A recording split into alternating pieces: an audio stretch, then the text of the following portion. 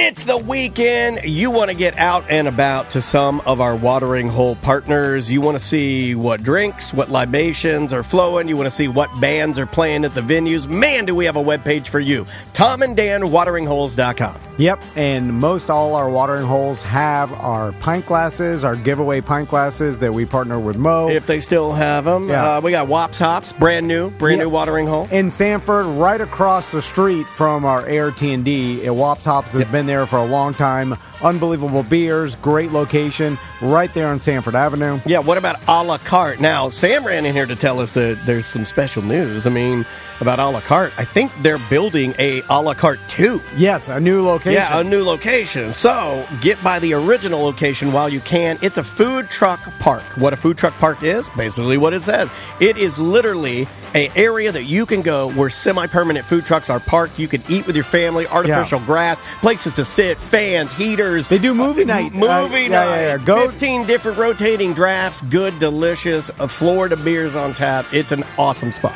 Let's talk about Toll Road in Coe. Handcrafted beer, man. One of the best beers I've ever had came from Toll Road. It was a cherry cola beer. Go ask them about it. See if they're going to make it again. Yep, great seltzers at Toll Road. The last time I was there, beautiful bar, great outdoor area.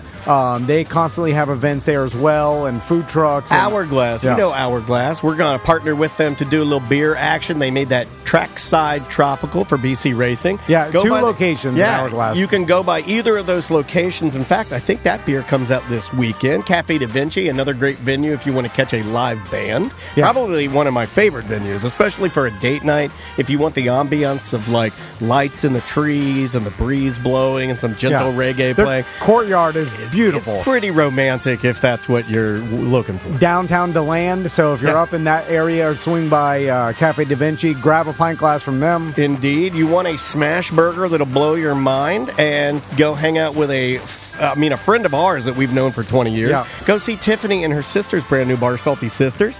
That's in Cocoa. That's in Cocoa. It's right there, 24 North Brevard Avenue. You cannot go wrong there. Great food, cheap beer. Ailstone, I'll be there tonight. Yeah. And they've got great pizza, great brewery. How did you get my daughter and wife to come to the Tom Fan Club? Well, they are big fans. I don't know. Weird, because apparently I'm staying with the dogs. Pizza. I'm staying with the dogs. My wife and daughter are going to see their real father. Ailstone has great pizza, great food. Delicious beers. Right there in Longwood, like I said. If you went to all of our watering holes in one day and did everything you should, you'll die. Yeah. We have so many good food. Weston. Yeah, we got the wings and the pizzas and the handcrafted beer. Johnny's Other Side. That's another hamburger. Oh, man. Yeah, Celery City. I mean, rotating taps. In fact, I think they got over 50 taps. Yeah, of course, Celery City, West End, and Sanford, plus Tuffy's. We're forgetting Tuffy's. Tuffy's is 3 bars, guys. Tuffy's has Suffering Bastard Tiki Bar inside of it, which you got to find. Yeah. You better get there early. You're not going to be able to get in. They have the outside courtyard. They have the inside. You can try their handcrafted ciders. Yeah. What am I missing? It's a compound. The music food. box. Yeah, it's food. Oh, you can catch a show at the Tuffy's Music Box. Yeah, you catch a show at the Music Box. You walk right outside into the courtyard that Tuffy's have, and then the outdoor bar. Like, it is a venue. We got you covered, man. If you want to eat and drink yourself to death, we got you. It's TomandDanWateringHoles.com.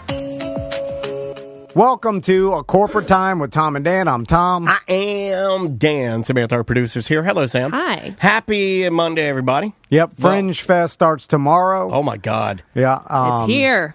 So remember, happening. Get your buttons, get all the tickets to your show at OrlandoFringe.org. Yeah, for Orlando Fringe, if you don't know what that is, it's one of the most unique live theater, musical, any type festival, of art. Yeah, any type of art, whether it's like bands. We're going to talk to John from the El Camino School and also the Bloody Jug Band coming up very, very soon. Any type of artistic endeavor you can think of is plopping itself smack dab in the middle of Orlando on multiple venues through the 16th to the 29th. We're a part of it, getting the word out, and we'd love for you to check it out. Go to OrlandoFringe.org. Now, their website, you got to bear with it. You got to give it a second when you type that in, because I think it's getting hammered. Very slow. But give it a second. It'll pop up, and you can go there and check it all out. Yeah, and all the ticket money goes to the artist. To the venue. I mean, to the artist. Yeah. They get they get the ability to put on these productions. A lot of them one-man shows, one-woman shows, that sort of thing. So yes, when you are buying a ticket, just understand that the majority of that money is going right back into the artist's pocket. All of it. Like Fringe doesn't take any portion, so it's that's why me and Daniel like it so much, is because it's a way for all these artists to put on shows and get paid 100% of the tickets. Yeah. So a couple things. Mother's Day was this weekend, and we Yes. hope everybody had a good Mother's Day. I don't know what to do for that anymore because Andrea is just such a bitch. She's a great mom, a wonderful mom, and I don't know how to correctly celebrate her. So I just told her, you can have your day. Yeah. It's really one of these things where It's a made-up holiday, right? Yeah, Aren't there articles well, about the all lady that holidays are invented made it, up. hated it? Isn't that Yeah. true? The lady that invented Mother's Day. I think you can look this Is up, that Sam. true? I think the lady that invented Mother's Day hated Mother's Day. Why'd It's she almost invent like it? Oppenheimer inventing the atomic bomb and then realizing you hate it so much. Yeah, I don't know. I think there is an old wives' tale or a legend that the woman who invented Mother's Day, possibly for Hallmark or for some sort of company, Yeah. ended up hating Mother's Day. Well, Oh, she ended up hating how corporate it got. So she actually did want it to be a celebration and to honor mothers, but then Okay. then like That's fair. big Hallmark or whatever So turned wasn't it into something yeah, different. So it got ruined. Okay, that's fair. That's fair. well, obviously, there's a lot of money to be made in flowers and cards and Yeah. all Oh my this kind of God. thing. Well, I no don't one- Service industry. I think I also, you know what? Let's brunches. Let's, How much money does all the Billion-dollar local brunch. Mother's Oh, Day I went to brunch? brunch. Yeah. Yeah. Well, see, That's I think that's maybe why I have a different approach. I'm probably the worst person to start talking about Mother's Day because my mom's dead. So, it's a little different for me. You know what I mean? It's harder, I think, for me to celebrate Mother's Day for Andrea, considering I don't have my mom anymore. And that's probably just natural. Yeah, It's yeah. less of a day for me because I don't have a mom. Yeah, well, if you don't have a mom, then it's less of a thing. It's like Valentine's Day if you're single, Right, It's yeah. like you just move on. And I don't again, know. When you have kids, I think you yeah, but she's not my mom. right, but And she that- is a mom. She is Yeah. a mom. But You got to help the kids. supposed to be celebrating figure- yeah. everybody's moms, right? And And even if you're not a mom, I got wished Happy Mother's Day quite a bit this weekend. well, that's not fair. You don't have a kid. I agree. Yeah, don't do that. It's insulting to Sam. Leave your dirty wishes in your own mouth. Filthy animals. I have 3 different moms in my life. Oh, wow, this guy's got all the moms. Right, he waits Humble until brag. he Wow. loves until I Right after wait he until said he I doesn't say have that a my mom. mom is dead, and then you roll out the 3 mom Johnny. Over here. Yeah. Only because Crystal's mom, my mom, and then Crystal's stepmom. Yeah. And well, then, stepmoms, and they're listening. They don't count. Yeah, This guy's drowning in moms. Stepmoms, no, they don't count. Yeah, stepmoms just get a text, right? You don't have to give You're them an just like, actual gift. You're still alive? Okay. Yeah, maybe some. People get so mad when I say that. the flower delivery services. Yeah. The best one is Book, and I missed the deadline for Book. So my wife was mad and didn't want me to buy any flowers. So I screwed it all up. You know what you could do nowadays is you could Uber Eats flowers. If you do that, you're a Uber scum. eat flowers. If you Yeah. did you Uber from eat Publix flowers? or Did you Uber eat flowers for your wife? No, 'Cause no, that but other is people terrible. I've heard other people talk about it. Like it's cheaper than going through the standard flower delivery service or whatever. Yeah. Or maybe the standard flower delivery service started using Uber drivers and the it's so delivery service. trashy. Who else? No, I want the van that says, flower shop name on it. I want It's the too lady. expensive. It has to be a lady. Yeah. I don't want a man delivering my flowers. It's not a man's job. You don't need that. I need the full stereotype. White van. Lady gets out. She brings it. She's like, "Are you?" And then sets it down. Yeah, I need that. I don't want some fat Puerto Rican dad to get out with his Bluetooth still in his ear and he just hands it to me and then he's holding other bags of Whataburger and Pizza Hut and he's going to that's gross. These flowers smell like Whataburger. So Delicious. Daniel, you were working on your scooter over the weekend. Yeah. What's the how? Wait a minute. What's the timeline Did you of this thing? let Andrea have a day, or did you have a day? I let Andrea have a day. No, I said Andrea and Maisie Andrea said I don't know what I want to do yet. Okay. That's what I got. It's like, do you want to go to theme parks? I don't know yet. Do you want to go to a water park? I do not know yet. I want to sleep in. Okay, I'll give you sleep in. I can give you sleep in. I got card. Me and May got a card, but other than that, it was pretty willy-nilly for the Dennises. There was nothing planned. Andrea didn't have anything planned, so we let her sleep in, and then they said they wanted to go get pedicures. So that was their Mother's Day thing, and they were like, "Do you want to come?" And I was like, "Well, I do, but I could also work on the scooter, and time's a wasting. I need to get cranking on this classic scooter electric motor rebuild." And so I decided to stay home.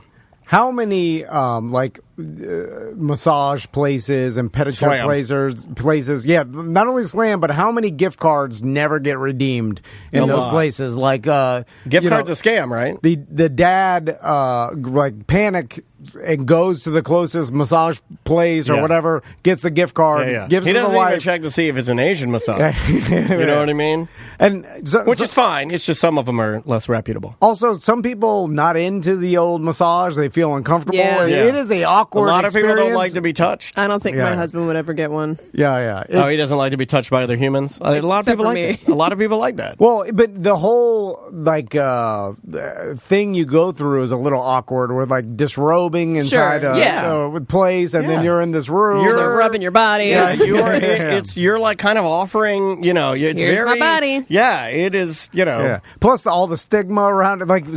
So many people probably get. A lot of people are bad at it. Yeah. And they grease up your hair. I bet there are plenty of men that don't fully understand it because it's nothing more than just like folklore in their brain, and then they go there, and just because of the folklore, awkward boner.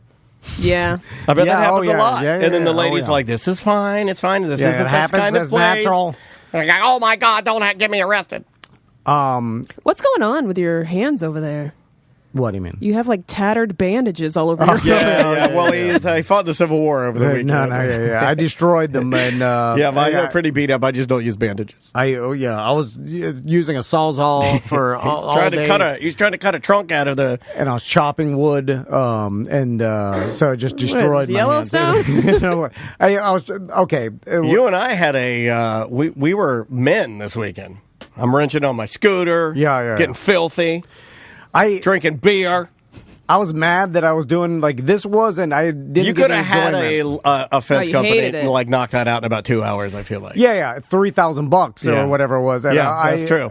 Too cheap to pay the $3,000. But you still spent money. I mean, but now you've destroyed your hand. $300. You'd have to add it up and let me see. And time spent. But what about the medical bills? Time spent, blood. You need robot hands and quality of job.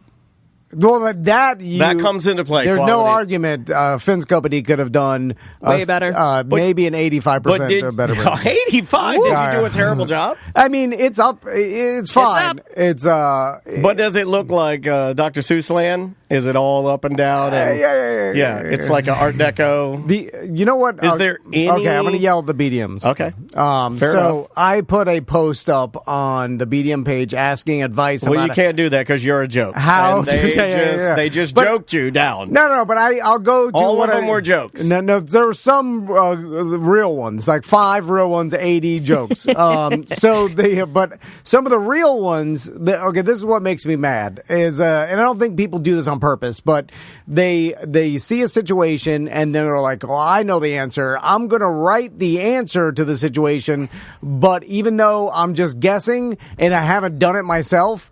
So I'm just thinking this is the best answer, and so but I'm going to write it as if this is the truth, and this is the way to do on the it. show. Yeah. I realize how bad We're and just frustrating like you, this Tom. is. So I'll give an example. So I don't fully understand what you're saying. So give me an example. So I ripped off my fence because my neighbor's tree fell on it in a hurricane. So anyway, and they also removed a big ass tree that my fence. Can I ask a question? Yeah. If it was their tree that ruined your fence, shouldn't they be responsible for replacing the fence? Well, it was one of these things where, the tree branch fell from a hurricane. I think when that happens, plus it's an old piece of junk fence. So I'm like, I think is one of those things, act of God things that happen. Now, if But you don't believe in God, so how does that play out? If you don't believe in God, is there such a thing as act of God? Like, I feel like you shouldn't have to I think deal with it. I've seen this before, where if your neighbor's tree falls on your fence during a hurricane, it's not their fault. Basically, It's a little bit of both. It's your responsibility to fix it. I think now, you if your might be right, but she could offer and say, like, "Hey, I'll give I you think it's $75." their homeowner's insurance is supposed to pay for it. Oh, that's only if the tree is like rotten and they neglected it, and then it Obviously, fell because they of that, weren't like a neglecting storm. it because yeah, they could have trimmed it. Well, but No. obviously, I would say they weren't neglecting it because they went on all the trouble to chop it down, which is going to be beneficial. Well, after the Right. hurricanes, Right. So you didn't have to pay for that, is my point. And it was my neighbors are cool, Yeah, and they're it's cool. one of these things where I'm not going to be like pay for my. It doesn't Yeah, matter. he's I'm going to fix lucky. it. I'm not saying, be a D head to them, No, no. but But they maybe could have get saved a- your hands if their insurance would have just paid well, for gloves, the damage. gloves could have saved his hands, but Well, I don't know. it's not worth to claim a wooden fence on your insurance, because first the deductible $3,000. is $3,000 nah, anyway. even the whole fence is more than that, Sam. So, with the deductible and all that, like wooden fences are not worth claiming your insurance. Yeah, Plus, well, you're gonna- regardless, you Yeah. needed to put up 5 panels. Yeah, but the lot. other It is a lot. The tree that they removed was like my fence went around it. Like they basically built around the tree. Yeah. Mhm. which was Instead of going through the tree. yeah.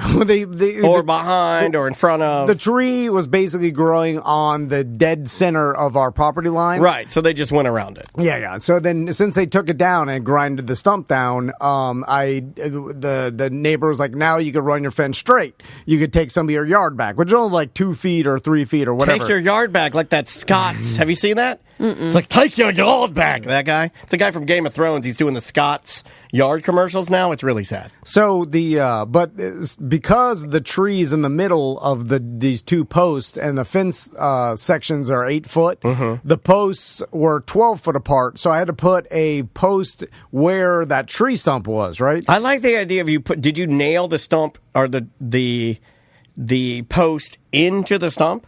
Well, I'd like the idea of you notching the stump out and then sticking the post in the stump. That's what I ended up doing. Cool. But not cool because No, I think that sounds cool. No, an insane amount of time. Did you have to carve out the stump? Yeah. Well, at first I used a drill, and then I used a sawzall. My Sawzall. Which, your Daniel How's it Sawzall. doing? How's it doing? It's still pretty good. That thing's pretty awesome. Yeah. I beat like it to 12 hell. Mom, though. no sawzall. Yeah, I that beat thing's it to 12 hell. years old. My mom loved that Sawzall. Plus, my blades are not sharp, well, so you it's can all get new smoking. blades. Yeah, you can get new blades. Oh, I did. Don't blow the motor. I went to Lowe's 5 times, back and forth. I was Blade getting the master. wrong stuff. You were the blade master. And then, so one BDM told me to get what basically, like, they sell these posts, like metal brackets that Yeah, the screw little metal- onto yeah, the ground, exactly. and then are made. And you set the post in it, and then you kind of hammer it on, right? Yeah, you drill it down into. Now it's made for like I'm guessing like concrete decks or other place. You know what I'm saying? Sure. Something. I don't know if it's made for stumps. I was going to say, yeah. what happens when the stump rots? Well, then it falls well, over. he'll be dead by then. Well, that's all right. yeah. I do a lot of things. Everything is, when will I be dead? Yeah. I always That's fine. I'll fix something. I'll be like, I'll be dead before this. You know, it's not that long. Like I do that too. Or I'm too old or not care anymore. Like 15 years for Yeah. me. I just assume I'll be dead. Oh, we'll all be dead. Anyway, I spent a tremendous amount of time This doing is days. This is days. No, it was just hours on Saturday, and then I drilled the lag bolt all the way down, and then I ratcheted it tight, and then as soon as I put the post on it, and then I screwed into the thing or whatever, it like the how heavy it was just started immediately lifting the lag bolt because the damn thing is into old stump. No. You got to get those panels up solid quick wood. to hold the post on. It's It's all held together by lies. You have to do it fast. I pushed it down. I was like, God, I wasted all my time. So you did all of that, and then the bolt broke? Well, It just bent? It just pulled out of the stump because So how did you end up securing it? Well, that's what Welcome back to How to Not Do Things with Tom and Dan. Well, that's what I got mad at the BDM who suggested this idea, and the way he There were suggested great suggestions on that thread, by the way. We'll get to my favorite. You know what? Don't suggest something unless you've done it yourself and it's proven to Well, work. that's going to make Yeah. the show.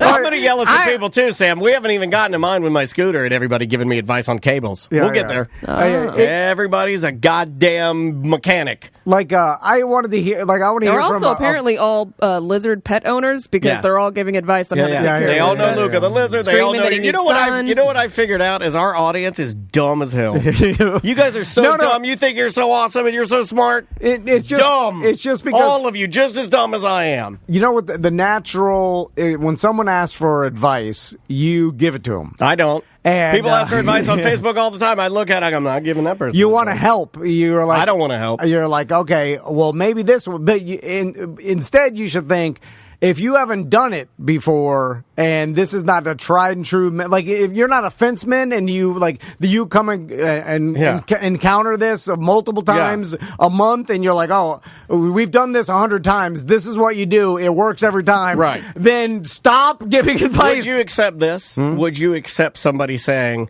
hey, I've never done this, but...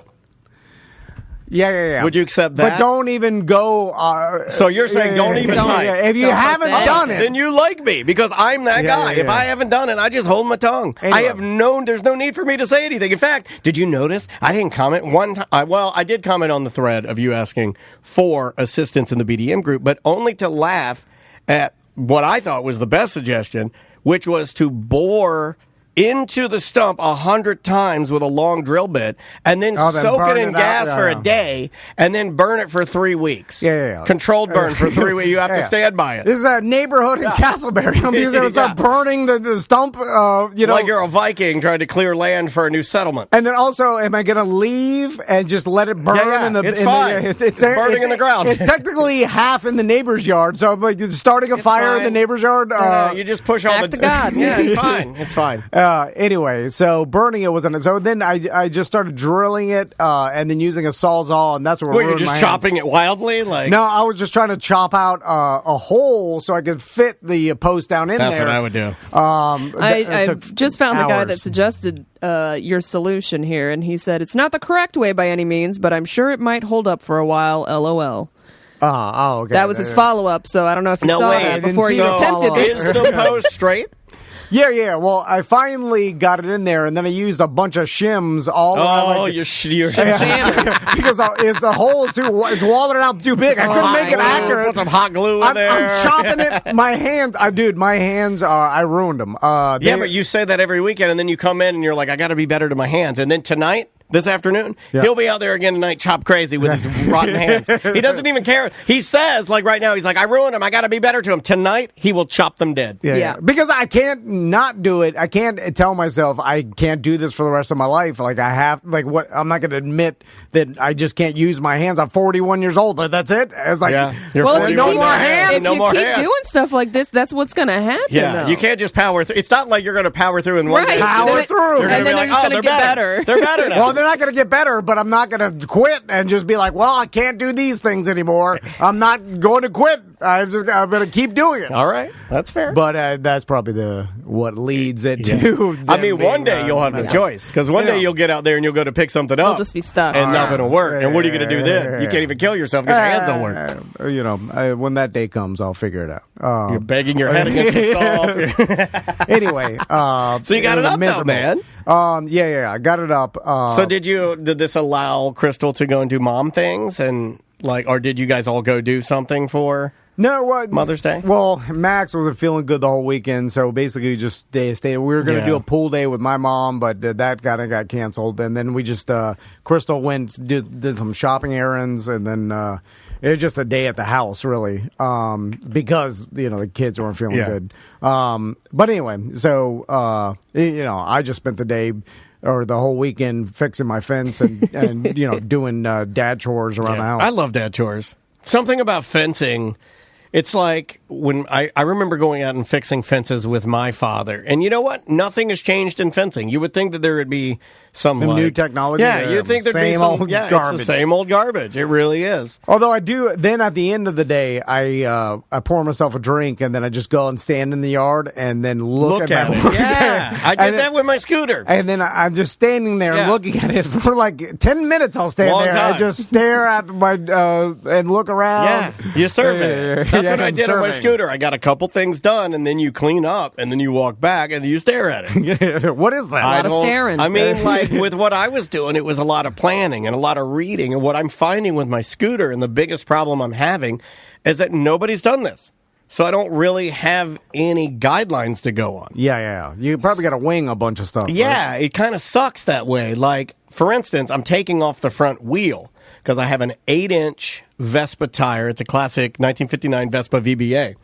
I have an 8-inch tire, and well, basically the rim is 8-inch, and I'm going from an 8-inch tire to an 8-inch size tire, but it's going to be a 10-inch tire. Okay, yeah. So it's a 10-inch tire, but the rim's still an 8, right? So I'm flipping that. Well, I can't get the god blessed tire off the front. Okay. I can't get it off. Is it just bolted on? Yeah, it's bolted on just like it, but it's a 2-piece tire. It's one of those like old school, like you got to take all the air out of it, pull the 2 pieces apart, pull the tube out, pull the tire off. I don't even know if I'm strong enough to do it.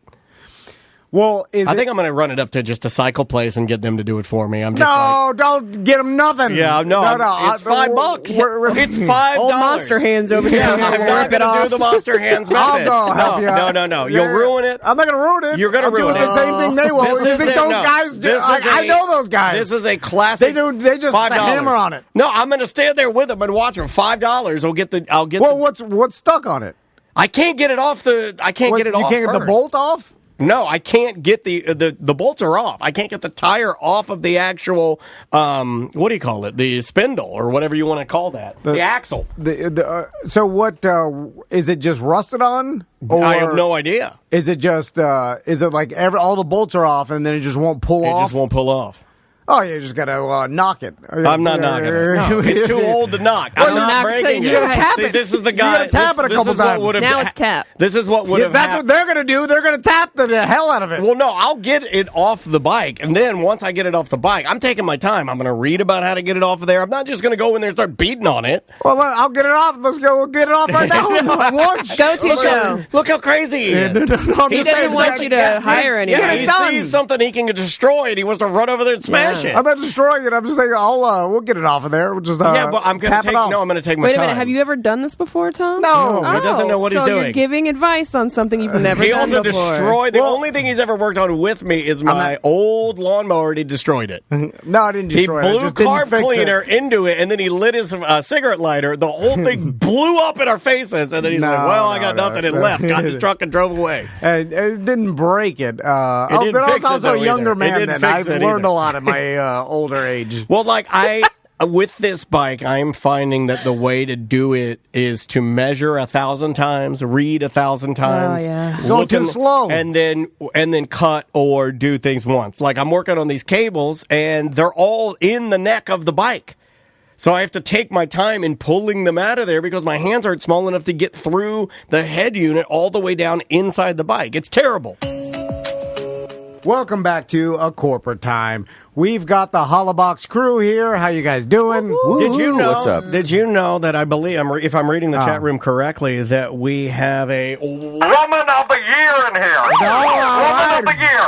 Christina Hollabach, a Woman of the Year. It's true. Yeah. Was that Tracy? Yeah, Tracy said that. I right. want to give you your flowers. That's really cool, man. Thanks. Yeah. Very, very cool. It's, Congratulations. from Orlando Magazine, they recognized 24 women, so it's a collection of nominees, and I do feel really honored. I'm excited though. The only person in the group from Seminole County, so just bringing Seminole County to our Orlando, Central Hell Florida, yeah. makes me Man, feel well really done. That is neat. That's Awesome. well. I know you work really hard. We see how hard you work. thank you for taking some time to even sit on our big red couch. We appreciate it. Well, that makes me think there's a man of the year, and I'm insulted that I was not. Okay. I say, yeah, I guess I didn't make the cut for woman of the year. Write that down that I need to Who nominate Tom what for were- Man of the Year. What other men of the year were Are you the nominated? Seminole County Man of the Year? That's what I would call myself. The Castleberry King of the Year. Yeah. How do they even get the nominees for that? I don't know. I'll look into it. I know Don't worry. Christina has accomplished way more than Yeah. I have, Yeah, but yeah. She makes decisions. I imagine all the women of the year have. You know, She goes into meetings. She's doing things. Yeah. I do some things. Yeah. What have you done this morning other than eat boner chocolate? Hold on, I'm producing content, and then you're influencing. You're an influencer. Influencer, You gotta yeah, say write that down. Yeah, you got to say that. So let's talk about all the stuff going on at Holobox. So let's talk about this Japanese infusion. Yeah, it's Chef Night's German-Japanese fusion event. Chef Pat, tell me a little bit about that. What are you guys doing, like cooking competitions out there? Or what's happening? No, so I don't know if you've ever had a job where you've done it for a really long time. You get kind of bored doing the same thing over and over. I know about that. Right. So I've been doing German food for 19 years, and everybody that works for us has only German food while they're there, you know. So it's nice to break up the monotony, give the guests a little bit different experience. Actually, when I first started at Hollerbox, Theo gave me the opportunity to do a chef's night, and we did it for a year and a half, something like that, with like tablecloths and everything. And I was a server, and I had like the douchey little. And I was right out Oh, of you put the the thing over your arm? I Yeah. do that sometimes. As a kid, We had full as a kid, I used to pairings. do that for my parents. It would be a paper towel, and Yeah. my dad would be like, "Take that off! You look dumb." But we got away from that stuff from a long time and just really focused on, the expanding. Just we kept growing. Now we're kind of at a good spot at the restaurant where we recognize the opportunity to be able to do something. And now I guess this is my opportunity to give my chefs a little bit of freedom and time to play with something that's not German food. That's awesome. And kind of oversee that. And connect with other local chefs. Yeah, this one we're working with one of the chefs from Henry's Depot from Mike Evans. I think it's like the Nigiri or Ramen Project, something like that. Really, really good ramen, okonomiyaki. Just really loves Japanese food as much as we love German food. So getting to work with him and 4 courses, man. Yeah, and Chef Sam and him are really passionate about this collaboration. So you can you buy tickets or purchase tickets for this? yeah, you can go through our Facebook page or through the website. And, Yeah, it's right on the front page of the website. This morning I went through there. It's super easy to do. We still have a few seats left. It's 28 seats is all it is. So. It's super intimate. I love these kind of like private dinners, and then the chef kind of takes so much pride and brings out the little dish for you. It's the Knights Hall. Yeah, it's in the upstairs, Knights Hall, right? Which is basically a gigantic night table. I like that. And Well, it's where the Seminole County Man of the Year would sit, obviously. Yeah. Yeah, it's like a 40-foot table that, seats, 28, 30 people, and that's, we... Or one woman of the year, one man of the year. I do sit there alone. Yeah, which is I lovely. would. I would we, sit there. we keep pound the everybody table. very comfortable and close to each other, so they have a nice intimate experience with 27 other people. That's awesome. And a lot of people get contact after that, and Sure. stay in contact because they're like It's like Cruise Friends. It's exactly like Yeah, Cruise Friends, I like but that, man. Hollerbach Night Hall Friends. How often do you guys yeah. do the chef's nights? Sort of Quarterly. Quarterly. Okay. So if you missed this one and you want to do it again, it's coming around. This is May, June, July, August. So, but August, yeah, it should be pretty close to my birthday in August, I think. So. Yeah, you have to. Birthday boy. You have to follow Hollobox Facebook page Yeah. because all Something this stuff always happens. Yeah, and the social media, because when this stuff comes up, because it's so popular, it usually does sell out. So just follow their social. That way, when these opportunities come up, you could just jump on the tickets. Did you guys see on the BDM on our BDM page where we had some listeners that loved their 18-year-old terrier Pee Pee dog so much that they took it to Hollabox. I met her to give her pins. Yeah, they took their 18-year-old Peepee Dog Terrier. He's so sweet. I think his name is Skippy. Shout out to Skippy. Yeah, he's a sweet boy. They brought Skippy there to celebrate at Hollabox. Little mother Everybody celebrates He at Hollabox. had a jumbo beer. The music was playing. He had his diaper on. Oh my God! Everybody loved. He was that a king place. that night. It looked amazing. Yeah, no, that was super awesome. I love when BDMs reach out to me and I get to hook them up. She was coming. She actually had the new pin, the tuba accordion pin, but she was missing a couple of the old school pins. Nice. And like I'm running super low on any of that stash, but she got my last original sausage pin, and she needed like the beer mug pin from the last run. So I really like the appreciate gummy you. bears. Yeah, Those are the funny. gummy bear. Yeah, people are collecting all of them. Yeah. And and now we've done. It hasn't. we're up to 7 now. Are you seven? Lord, man. So let's talk about the joint, because the joint, as we've talked about before, is in the West End, and it's a Hollabox creation. Yeah. And it's all Elevated food. bar food, man. It's Yeah, yeah. like whatever you crave after you've had a beer and a half, they have it, but it's in a much better version of anything you could imagine. Yeah. It's almost disrespectful to I don't like call calling it it bar bar food. food. I because, know. because the Wagyu sliders are Well, I wanted some of the a best sliders I've slider. ever had. I want a slider, The but I wings- don't want that slider. I want the joint slider. Yeah, I yeah, want yeah. that elevated with the crunch of the lettuce and the sauce and we're constantly testing and adding new stuff. Like we just added fish tacos for Cinco de Mayo, and they were a pretty good hit. So I think we might keep those on. Interesting. What's on the fish taco? Sell it to me. So it's a nice blackened mahi, Oh, all right. right, with a flour tortilla. Then we've got a nice creamy, spicy, and a little bit sweet mango habanero coleslaw, and then a fresh pico de gallo. Can we call it dolphin? Because I feel like in Florida, I grew up calling it dolphin. Yeah. And like my dad would go out and catch dolphin. My dad too thought that saying mahi mahi was giving in to the liberals. I think my dad did not. Yeah. I'm pretty sure Yeah. that when my mom would be like, "Dan, it's mahi mahi," and my dad's like, "It is not. Dolphin. It is dolphin." Well, how does he feel about Chilean sea bass? Oh, dude, I love Chilean sea Yeah. bass. What is that's the real fine. name of that fish before they rebranded it? Oh gosh, I don't remember. Oh yeah, you got to rebrand them every once in a Yeah. while. It's like slime fish or Well, that needed a rebrand. It's like barramundi. Like I like barramundi, but I think it was Wait a called minute, why don't get It Chilean was- sea It was bass? Patagonian toothfish. Oh, yeah. Patagonia. I dated a few Patagonian teeth fish. Oh my god! So let's Can't kiss them. So back to the joint. Let's talk about can't. Wake and Bake. Oh, yes. So what is that, Chef Pat? So, starting on June 3rd, which is a Saturday, and then Saturdays going forward, West End and the joint at West End will be open at 10 a.m. for a Wake and Bake brunch. We no. got a This is awesome. few CBD infused breakfast items, CBD infused maple syrup for chicken That's and good because waffles. I got a lot of inflammation in my back. We'll take that Sausage information gravy, down. Covered tater tots. Oh my god! Like that's Sausage, gravy, tater tot. here, Are you just let me trying sell, to no, get let me my sell wife you. to drive down there? Let me sell you Those are on the two Wake and favorite Bake. things. Yes. So we take tater tots, and our tater tots aren't just tater tots. They're like the most crispy, delicious, potato crispy vessels. tater tots ever. All right. So fry those, put them in a basket, and then Chef Pat makes this delicious sausage gravy, right? So put the sausage gravy on About there. yourself in third person. It's fine. I'm selling. You're It's interrupting the spiel. He's a nominee for Seminole County Man of the Year.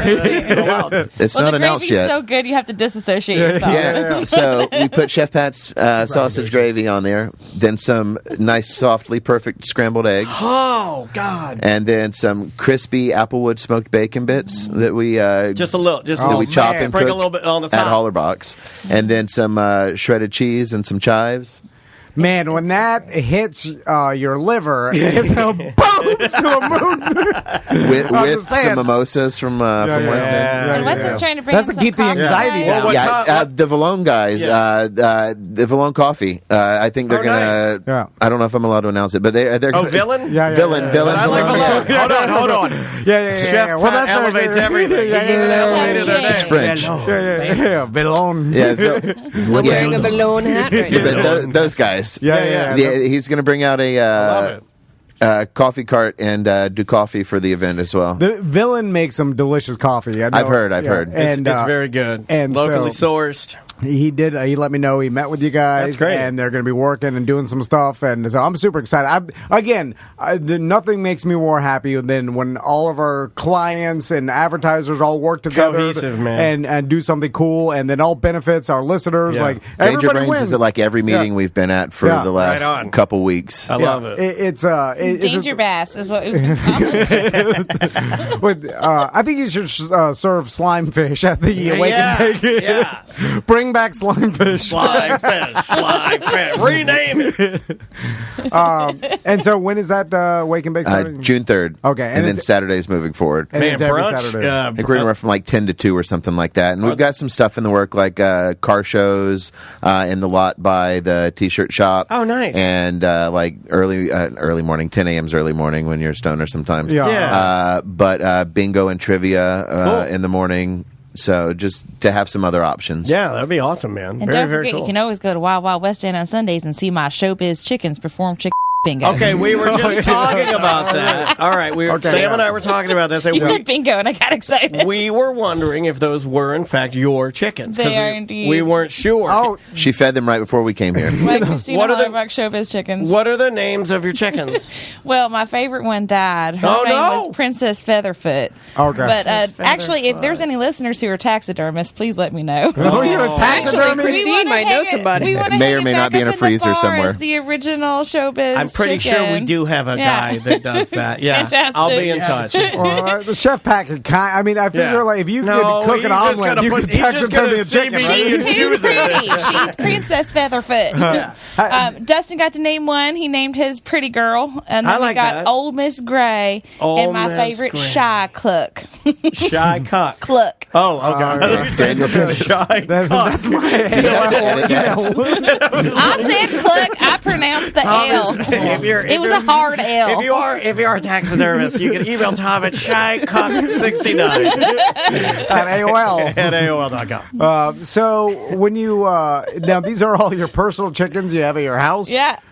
So when one dies, is it? Oh, do you, yeah, you just kick it under the coop. like is it? Is there a cause of death, or is it just? Oh, Dead you go, one day? yeah, you get out the Like- CSI out there. Well, Well, I mean, they do have. You can ship them to a place on Tampa and get a necropsy and find out if something's wrong with your chicken. But we just wrapped her in a beautiful bag and put her in a freezer. For Oh, God. a paper something to bag? determine. Put a No, paper we bag. didn't get plastic Right next bags. to the dinner table. Put paper- Plastic just in But case I she will was still say, chickens alive. are metal. Like if there's like a sad chicken, they're gonna start pecking it to death and eat. Oh my Oh my God! God, that's what I do. When I'm like, hey, what's wrong? Why you crying out? Why, your mom died? Is my wife a chicken? When she started I like that acting about all chickens. funky, Yeah. we had to So separate they her. killed it? Well, and this happened while So, I like, was in Shy Cock Tallahassee, killed and her? poor Dustin had to deal with it. Dustin put her in her like an isolated coop, and then she passed. So Oh, he killed her. He put her in the isolated coop. yeah. I like that. All the other chickens are like, "You're bringing me down." Yeah, Depressed exactly. chicken. Yeah, put get out of it here. to You don't understand fun. Kill him. So when you're playing, when the chickens are on the actual bingo course, we'll call it. Yeah, how big is it? How big is the bingo course? It's like a 4x4. Yeah. Yeah, and there's all the numbers, and then And are they wrangled in there so... Only one chicken at a time. Okay, is there a fence around the board? Yeah, it's like an enclosed cage. It's like a mini basically. coop almost. Is there a 3-inch to 12-inch spacing on the edges to assume that the chickens won't just congregate in the corners? No, and like one at a time, they just walk around. He sprinkles some food about. Okay. You know? Who But- sprinkles the food? I'm trying Dustin. to... I don't... I don't trust him. Farmer Dustin. and then Oh, does he wear the... and then how often do chickens poop? All the time. So it's 1 constantly cup of happening. food, 10 cups. Okay, all right. That's what happens. Sorry. And then it's just What's the walking, name of the event? and they're just walking around doo-dooing, and then that's how they determine the bingo Right. numbers. Yeah, and so what happened, I think like maybe last week. But is Tim that hits the free space. It's real bad. one of them did lay an egg during their thing. Oh, so now is that there's bonus a points? bonus All right. deal that everyone gets a shot or something. Wait a minute. They can do that at the Okay. same time? They only have one hole. Why Yeah, am I there's always one bringing hole. weird facts? It's a kawaka. It's called the kawaka. Yeah. Kawaka. Yeah. Waka waka. Yeah. It's kind Kaleka. of gross. Kaleka. Yeah, it's disgusting. What are we Yeah. doing? Yeah, it's the kawaka. Yeah. I don't want to. It's like, wait a minute, it just pooped, and that another thing came out, and you're going to scramble that up, and that's going to be your breakfast? I don't know. I'll stick with the sausage gravy. So, and when is that bingo Every going? Sunday. Every I think Sunday. 2 to 6. It's just they. Like, Have you ever had them not poop? Sometimes they've taken a while, but that's kind of the whole. Are people the whole standing fun there of it. doing the like? Do they? You ever have a guy take his hat and throw it on the ground? Throwing and then their start bingo stomping tickets it? on the ground, Yeah, you're supposed yeah. to stomp your hat when you Yeah. don't get it right, or Little knee slap. yeah, you're like, I miss the hat stomp. Let's bring it back. I You wanna need to bring wear it- a hat. Hats are too expensive to stomp these They days. really are. $56 a hat. Well, I'll get a specific Haberdashery. stomping hat. Okay. You know, so Yeah. that. But then when you have it on, I go, it's foreshadowing. I know what you're going to do. Now you just need an assistant to walk behind you to wear the hat that you're going to. Okay, shovel. yeah, knock it off. I've always wanted an assistant holding an umbrella. Remember P. Diddy's assistant Yeah. back in the Farnsworth? Farnsworth Bentley. Yeah, Farnsworth Bentley. Pat knows. course. I'm sure he's got some ditty secrets. It was like Yeah. a black guy pretending to be a white guy. What happened to Farnsworth? Did he like move on, or is it still? I don't know. P. Diddy's I already know the assistant? street still has an umbrella though. Just there's no nylon. in it. So, is there anything else going on at Hollabox? As we transition into the summertime, I know usually in the summertime everything kind of slows down a little bit, but Yeah. but there's literally always something going on in and around Sanford. yeah, anything you guys are planning or anything you Yeah, can tell us? we're that, working on a new concept for Yeah. upstairs. Ooh, not goth sure. bar. No, there's a goth bar down the street, the Dragon Place. Yeah, no, I Name know. 3 bands. Yeah, they get us We into should a lot talk of about trouble that. with the lesbians that stay at our Airbnb. But yeah. So we got a new concept for upstairs. Hopefully, we'll be rolling that out in the next couple of months. Uber color. Yeah, just same similar kind of thing, a little bit different delivery method, smaller More bites. fast casual. Okay, I like All right, that. okay, yeah. Tapas, small plate kind of vibe. Okay, I like that. Eric, what else we got? Oh, hold on. Oh yeah, My Fest. Oh yeah. What's happening with I'll my just yell at him off mic. Yeah, no, that's fine. I thought I didn't know who was talking. So. So what happened? What's my fest? So My Fest, My means May, and that's Mayfest. Man, Call it May shall we Fest. throw Eric on the mic? It's German. Okay. Well, I mean, Did you have some of that chocolate? Pat? Eric's face I that know. made me laugh. Like that's a, And I miss every time someone asks about My Fest, I'm like, why is it always got to be about your fest? Oh, Dad. that's why he stumbled. He was trying to set up his own joke. I get it now. I watched Chef the Pat pitch sets just his own go jokes. right by. My Fest, we've got your wife's favorite white asparagus soup on the Okay, weekends yes. right now, featuring lots of white asparagus stuff on the menu and fresh white asparagus at the market. Eric and Chef Sam actually just got back from My Fest in Germany. Yesterday. Where they had lots of asparagus and lots of beer. Are they still growing it the same way, where it's Yeah. one white Yeah. asparagus stick and they cover it in dirt so Yeah. it doesn't turn green? Thousands, but in a big mound row. Yeah, just one at a time. Yeah, it's Just crazy. one white asparagus stalk, And then you put the dirt on and it. you have to put the dirt on it so it stays white, and then just never-ending rows. Like that's You know how what it is, crazy though? it is. You know what it kind of is, if you think about it? Not to take it back to being the sexual chocolate, but it's like tan lines. So Yeah, it's like you more put the sought bikini- after yeah, because it is. you don't. Yeah, Can we grow half and half asparagus? I bet you could, right? Yeah, You could it be half white, half green? No, it probably is. You The could. green soaks in the Just whole like when thing. you call like Papa John's, and you're like, okay, half green pepper mushroom. They hate that. They hate it. Could I attempt to grow a white asparagus in my backyard, like one? Like I mean, you can do anything. Chef- Asparagus. What is, Asparagus grows down here. I don't know. You could try it. I Peru, mean, I think, is one of the other big asparagus. I don't remember. Blue if, asparagus? can you give me Shay was one asparagus seed, or Let me I don't see know? what I can Yeah, do. how do they grow? Is it propagation? old I don't know. Green thumb Tom over here. Can I cut a white asparagus in half and then grow that? I don't think they're like carrots. Okay, all right. Well. Chef Pat, Christina, thanks so much for coming by. I don't know. You got sad. I thought it was going to get worse. Well, you can't really help me with the asparagus thing. I guess I'll get you the hell out of here. All right, don't forget to cut your chips. There's always stuff. The easiest thing to do is follow Yes. Holobox social media because all this information gets put out. Instagram, Facebook, super easy. Jump on there. Then when something happens, you'll be in line. Like when Sam went to do the murder mystery dinner. There's always they had another one last night. Yeah, there's always something crazy happening.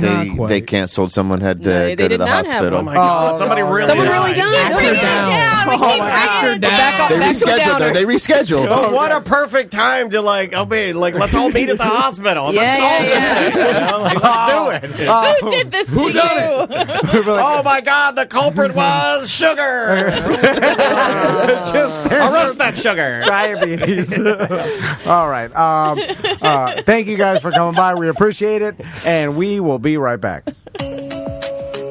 Welcome to A Corporate Time with Tom and Dan. I'm Tom. I am Dan. Samantha, our producers here. Hello, Sam. Hello.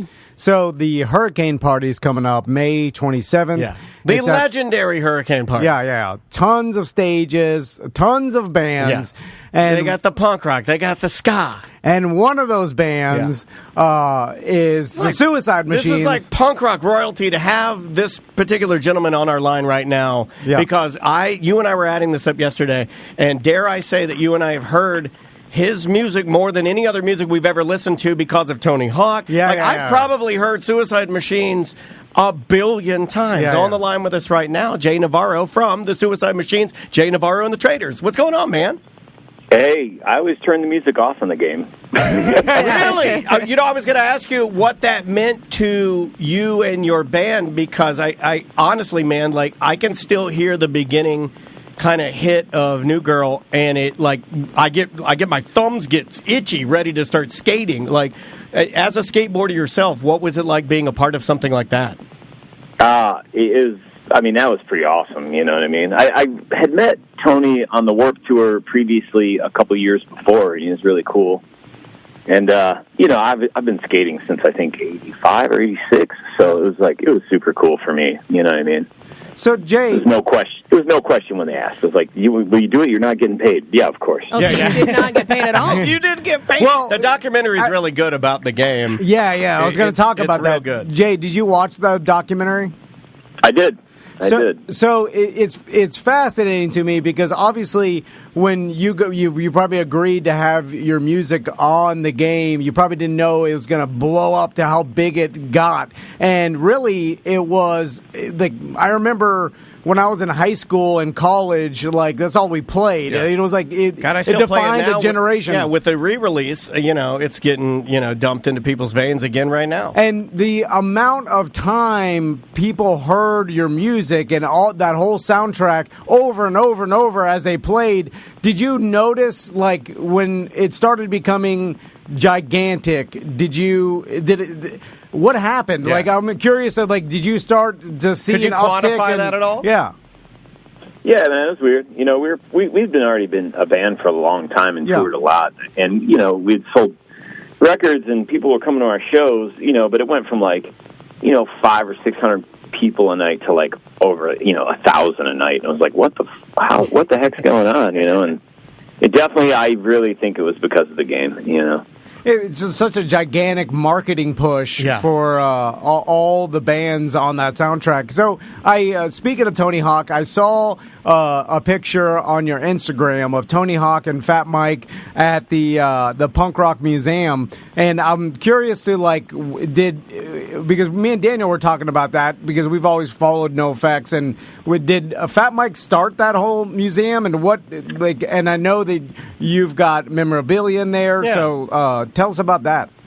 Yeah, it was Mike, Lisa Brownlee, who's an old school OG. Man, she's worked for a million people, from One Man Army all the way up to Warped Tour to Justin Timberlake. You know what I mean? Wow, or not Justin Timberlake. I don't know, one of those pop star people. Yeah, gotcha. Right, but old punker, and then Vinny, the old drummer of Less Than Jake, was kind of part of it too. And I know I'm missing out on a couple of people, but yeah, they emailed me, and I thought it was like a joke. Like, what? Punk rock museum? That seems like the exact opposite of what you'd ever want. Right. I thought it was a joke because I saw the article on April 1st, and I was like, well, this is clearly a joke. I think it was all by design. But yeah. So you guys are in there, right? Yeah. They asked me for stuff, and I was like, I don't know. We don't like have anything cool. Like, I don't know. Like what do you want? And then, that's the original drumhead from when we used to be called Jack Kevorkian and the Suicide Machine. That's in there. Yeah, for those that don't really know, I mean, Tom and I do, Sam knows, but like for those that might just be listening to this interview and not know, I mean, you guys were originally known as Jack Kevorkian and the Suicide Machines, and then you had to change your name. Like, what was the vibe on that? So obviously you're from Detroit, and so is Jack Kevorkian, and then like Suicide Machines are referenced by Bruce Springsteen as Cars. Yep. So we thought it was pretty rad to kind of tie it all together. And then we put out a split record with this band from the East Bay called The Rudiments. And I actually called his lawyer, Jeff Feiger, and was like, hey, we're putting out this record, and this is the name of our band. He's like, oh, yeah, I heard you. You should probably change your name. And I was like, I told him to F off and hung up the phone on him. Uh-oh. And we put out the record anyways under that name. And then when we got signed to Hollywood Records, I mean, we already kind of thought the name was corny. And it was long, and nobody ever got it correct because Kevorkian is such a weird thing to spell. Right. And it we were almost already starting to think about dropping it just to the Suicide Machines, just because it sounded cool, anyways. And then we got on Hollywood, and they're like, "You should probably change your name." And like, "Yep, we were already thinking about doing it anyways." Like, especially because his lawyer told us we should probably change our name anyways. Yeah. Let's just avoid any issues now. Yeah, and then, I mean, so what kind of, playing in punk bands, what was the shift for you as a musician that made you want to get into something like ska? Because it's, totally different. For those of us that appreciate it, we know why we appreciate it, because it's so damn fun. What got you into it? Well, I can pinpoint the exact moment that I fell in love with ska, and it's going to surprise most. And I don't know that I've ever even said this before, but it was probably as a kid hearing Blondie cover "The Tide Is High." Oh, really? I love that version. Really? Because I was going to say, because I tried to do as much Detroit research as I could, and I was getting into bands like Gangster Fun and stuff like that I thought you were into. But that's interesting, man. So you heard that, and you're like, wow, this is a lot more fun than the stuff that I'm used to playing. Yeah, as a young age, when I was a kid, I really liked that song. I mean, I didn't even know it was a cover. I thought it was just Blondie. I mean, don't get me wrong, Gangster Fun is a huge influence. I'm actually in a band called the Borouts with the singer of Gangster Fun. Go check out the Borouts, please. Great band. Yeah, we don't have anything yet. So anyways, long story short, Gangster Fun is a huge influence on the Suicide Machines, absolutely. But as far as getting into ska, it had to be like that, the first Fishbone record. Oh, man. The Specials. Hearing that stuff, I didn't even understand what it was once I started digging deeper as a kid. I didn't really get it, but I liked it. Yeah. You know what I mean? And then Operation Ivy was a game changer. They put out Energy, and I was like, oh, crap, wait a minute. So this is what the Specials are trying to do, but way more punk. Gotcha. Yeah, totally. And of course maybe the Bad Brains. Yeah, well, Bad Brains are so weird for me, especially listening to them, because I was like, well, here are these guys that, traditionally growing up in Florida, you're like, what? Black guys play rock and roll? Holy crap. And then but then you see them playing real roots reggae in between playing true punk rock songs, and you're like, well, this is the greatest thing I've ever heard in my life. Bad Brains is truly one of my favorite bands of all time. Yeah, me too. And so that's obviously that has an influence on you as well, being a kid. It's almost like hearing Blondie do "The Tide Is High." You put on a Bad Brains record, and it's kind of like, you know what I mean? It's there, and you kind of it hooks you in. At least it hooked me in. Yeah, it's totally unique and crazy. Tom and I are both dads. You're a dad. Do most people know that you're is it hard to balance being a punk rock dad? No, actually, I've raised my kids really freely to be their own people, man, nice. and it's so far so good. Well, we only have 7 and 8 year olds, so we got a lot more work to do. But he's got 6 kids. So. 6 kids, holy moly, man! That's a lot harder than mine. I got 1. I got 1. Jay, what are the age ranges on those 6? 12 12 to 23. Oh, wow. Yeah. Okay. Wow. Oh, yeah. So you've been doing it a while. Yeah. He's an accomplished musician. Yeah. Well, yeah, I mean, you got to think, like, I've been married for almost 30 years now. And, that's a long time. Yeah. That's awesome, though, because, I know that even, Tom, you and I, like, would look at, like, these guys that we admire in rock and roll or punk rock and stuff like that and see them holding their families together. I got to tell you, man, there's nothing more that I admire than seeing you still go and play, but then seeing that, like, Mother's Day photo you had of, like, your group. I got to tell you, man, as, like, a young dad who's, like, doing an independent podcast kind of up against, like, the conglomerates and everything, so there's a little bit of punk rock there. When we see you do that, it is very inspiring to see you do stuff like that. Well, look, I do what I do, honestly, so my kids see that, like, I don't know, you do what you want with your life, and you don't, like, I don't think they understand it yet, what I do. Yeah. Like, they're still kind of like dad's nuts. But I think in the long run, it'll help them think, like my daughter's going to Wayne State because she wants to be a lawyer, right? Because she was protesting with me many times, doing marches and all kinds of stuff, and she wants to be a lawyer and fight the good fight. So she's going to, like, Wayne State to be a lawyer, to be a good lawyer, Nice. One of the good guys. Until someone offers her millions, probably, Right. and one of the evil ones, right? But, like, I want her. I want my kids to see that, like, oh, you don't have to, like, especially in Detroit, you don't have to go work for the auto industry, or right. you can do whatever you want. Like, yes, you might have to suffer a little bit. Like, I work a normal job, but they don't see me giving up on what I consider, my lifestyle or my art or my culture. Sure. And as long as I'm showing them that, I think it'll sink into them. So when they get older, they'll do whatever the heck they want to do, Yeah, there is a balance there for sure. Yes, Tom. Jay, I've read some interviews, and you constantly talk about being optimistic. And I'm curious because I'd like to start dabbling into changing my mindset because I try to tell myself I'm realistic, but all my, it all tends to go towards pessimism a little bit. Negative, even though I'm like, I'm just being realistic, but it always goes a little more negative. Sure. So then I'm like, how did you learn to be more optimistic? And was it something you had to train to do over years? Well, I don't. It's hard, right? It's hard. It's hard to not be, negative.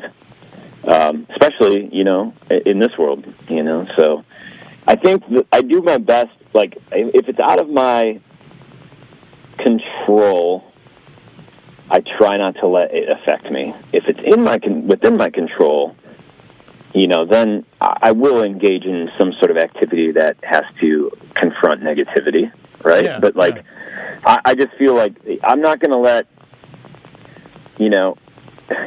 the threat of nuclear war, right? Ruin my day because, I mean, I could be in a car wreck in 15 minutes and be gone anyways. True. I don't know. I feel like if you put more positive energy out around you, it's going to bring more positive energy back to you from everything. Yeah. And I've had a lot of people, talk poorly about me. I don't really care because I know who I am, and I know that maybe they don't know what they're talking about. Right. So I don't let them dictate my day. Yeah. You know what I'm saying? And that's kind of how I try to roll every day. It's hard. Yeah, but I've seen a lot of horrible things. Obviously, you've been doing it for a minute. I obviously must be good at it, and it's probably something you try to instill in your children as well. Go ahead, Tom. I was going to say, how do you handle that balance of life with having 6 kids and the band? And I'm sure you have multiple projects going on at all times. Like, is it hard to balance that all out so that you have a balanced life? Yes, it's very hard at the moment, especially because my partner, she is back in college and working. So it is a little bit hard now. Before, a lot of it is having another person in your life that's good, another parent. Yeah. That's a big part of it. But now, the balance is definitely a bit harder, and it's crazy because it seems to me, for some reason, this year is going to be extremely busy for me as far as extracurricular things outside of my family and work, So it's hard. It's very hard to balance. It is. It's not easy. When you mentioned this year, it's been busy for us, too, because it seems like... people are crazy for events. There was a kink in the hose of events and things going on for, obviously, 2 years, and then it all kind of got released, and everybody's like, well, we're, everything is, we're making up for lost time. When you, like, during COVID and when things were obviously less busy, what did you do? Would you just stay home with your family? Did you work on other projects? Well, during COVID, I'm sure you remember when everything was happening with the Black Lives Matter movement. Yeah. And I was pretty involved in that for, I don't know, like 185 days straight or something. Nice. Wow. And so that was pretty heavy. Oh, I'm sure. Yeah. It was weird, too, because right when the COVID hit, the Suicide Machines, we put out probably one of our best records, too. Legitimately, like, the first week the world shut down. Oh, man, yeah. Yeah. We were super hype, and, like, Fat Records was really behind it, and then I was like, COVID, Yeah, and we watched it just in a smaller scale around here, just small restaurants that would have grand opening the week before the NBA shut down, and you knew that those people were done. It was bad timing. I'm sorry about your record, but it gives us all the ability now to go back and revisit it, you know what I mean? Oh, yeah, but it's awful for people. Yeah, I feel like I shouldn't even bother saying that because so many horrible things happened during COVID for people, Well, no, I mean, it's your reality, no. I mean, just like I was it was just crazy to watch all of us have to navigate something we've never done before. It was like absolutely insane. Yeah. I don't think I really did. I did the Traders record during COVID. I recorded that, which just came out like, I don't know, a month ago or something. Yeah, congrats on that new record. You're going to be touring with that as well as Suicide Machines? Yeah, that's what I'm saying. Like, the Suicide Machines are supposed to have the year off, basically. Oh.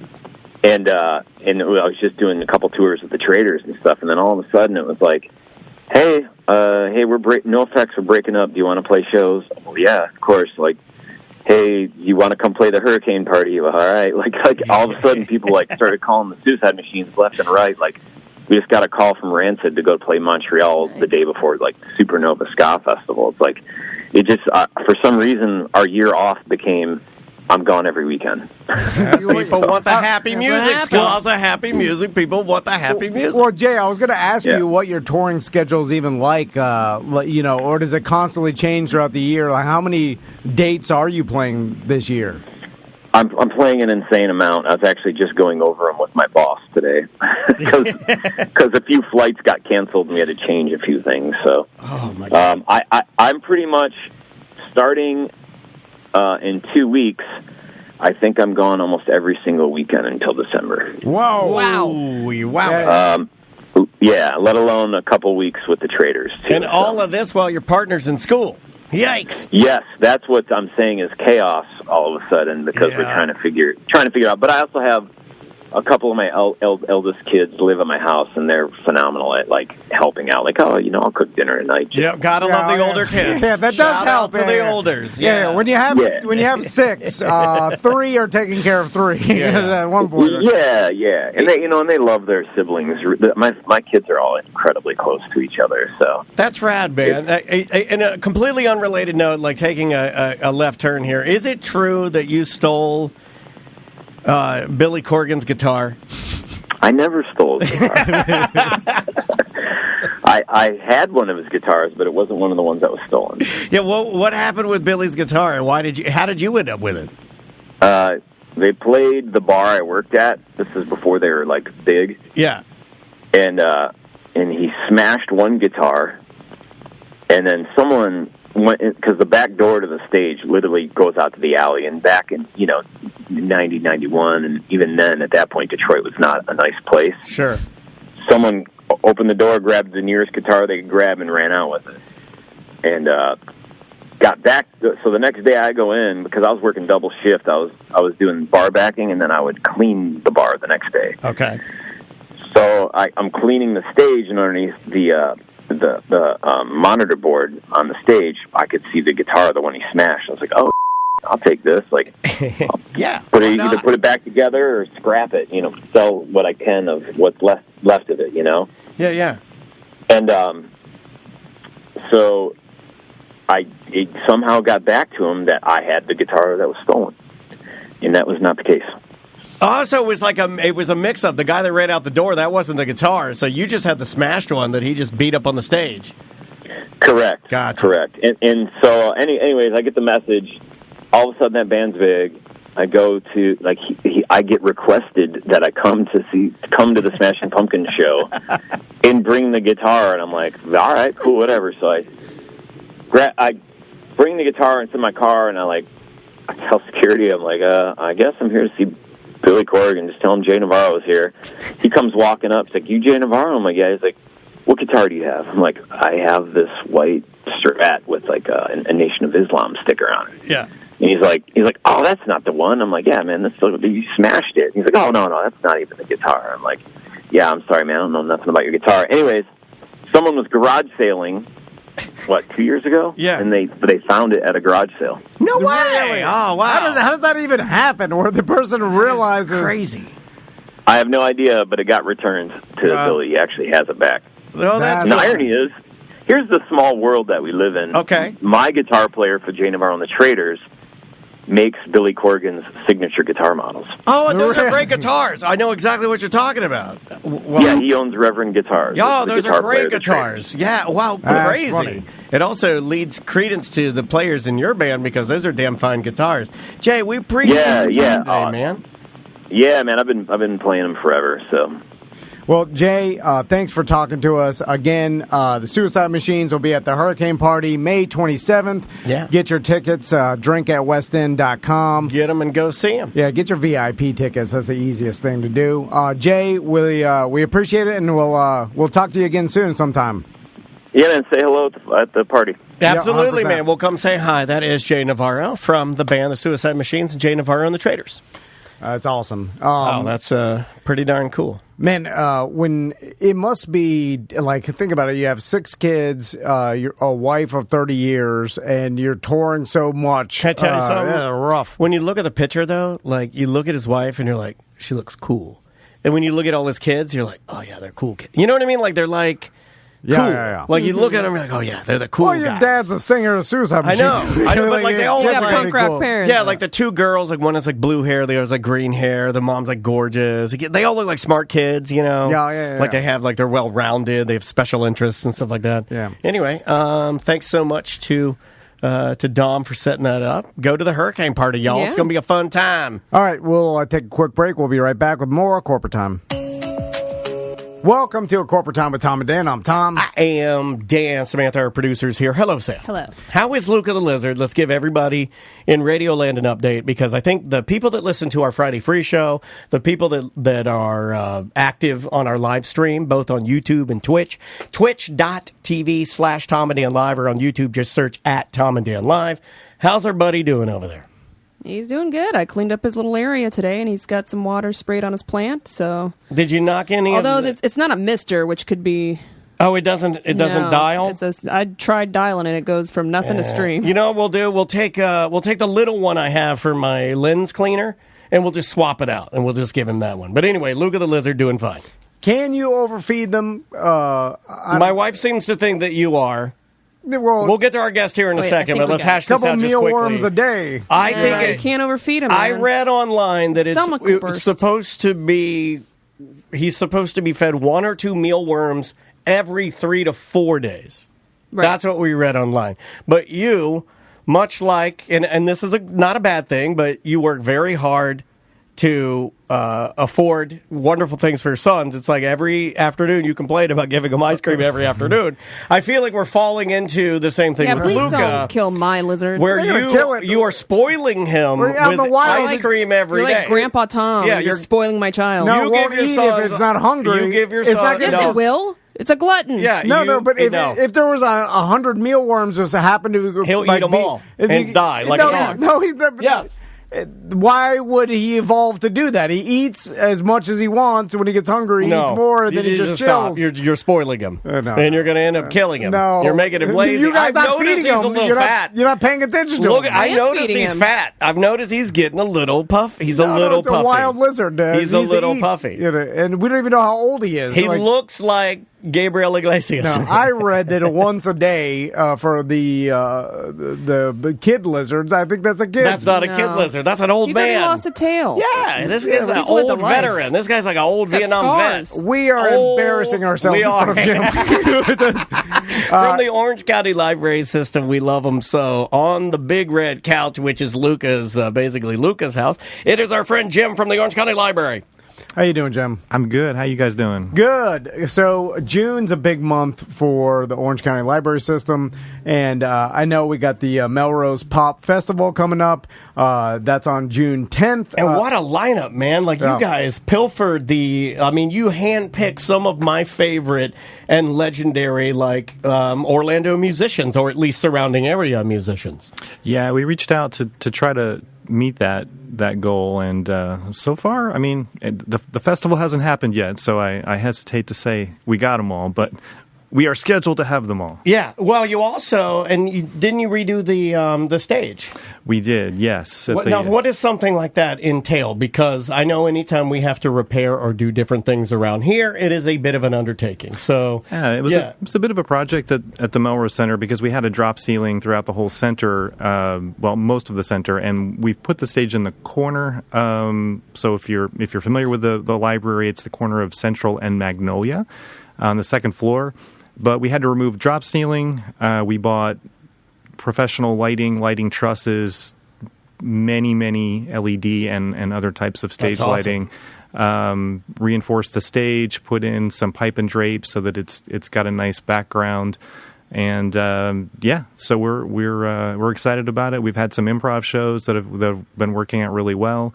And the Pop Festival will be our first real music festival, a real music show. That's really cool, man. Yeah. Let's talk about drop ceilings for a second, because they've always bothered me. We have one in here. Yeah, I know. Yeah. There's so much wasted space up there. Look how much how much we pay for storage? I have broken ours. Just put stuff up there then. You get right here, where I was running the cable for the fish tank cam. That burned hot. The fish tank cam. Yeah. Look at it. It's all crappy and it's. There is some damage. Yeah. Well, the drop ceiling tiles are 50 cents. Where do you get them at? You order them online, or you get everything. Can you get them Can you get specialty drop down ceilings? Yeah. You can get them I want the printed. I get want a whole ocean up there. I want the ones that are stamped metal. You ever go to a restaurant where everybody's steampunk and you look up and you're my God, the ceiling is stamped aluminum. My point being that we decided that we're there's too much space to air condition or whatever it is, and they're like, we'll just bring the ceiling down to a standard 8